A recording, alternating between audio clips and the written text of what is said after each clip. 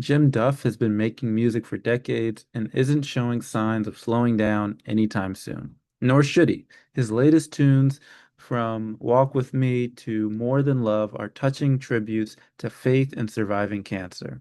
Duff has steadily refined his folk rock side and is as captivating an artist as he's ever been. There are few spaces in the studio where his hand isn't involved when it comes to his song making.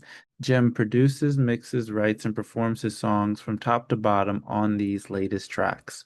In our chat, we go deep into his past to unpack the beginnings of his love for music and songmaking. We even explore where he finds inspiration and how he channels that into music. With a career this long, it isn't obvious what success means anymore.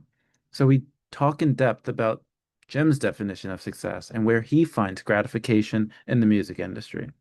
The future is also exciting for Jim, and in our interview today, we talk about what fans can look forward to music-wise in the months ahead. I think you guys are going to love this one. Enjoy. Hello, everyone. Welcome back to the If Ever You're Listening podcast. I'm your host, Stanley C.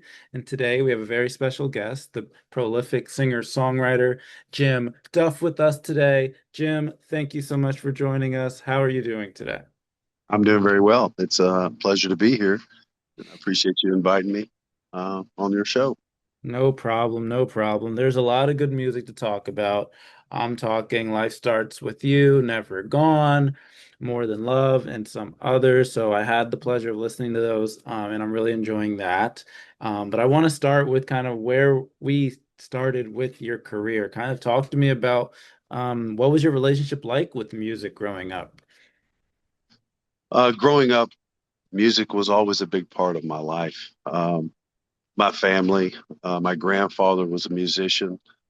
He played fiddle and bass and organ and really anything with strings on it. He could get some kind of sound out of it. My mother played piano and my aunt sang. So music has always been a real important part of my life. Do you remember the first song you wrote? I do actually. I was probably maybe 15 years old, and it was an instrumental song. Hmm. Uh, it's I think I actually got it released. It was called Movement, Hmm. but it took a long time for me to actually record the song. But that was one of the first songs that I ever wrote in my room. Wow. You know, Wow. as a kid playing guitar in your room, and that's all I've ever really wanted to do. I was more focused on writing songs. That's what I've been really into. Um, you know, So cool. So cool.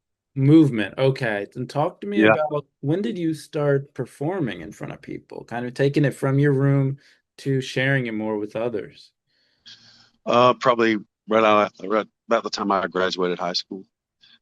Started performing festivals, Hmm. local fairs, and things like that. And,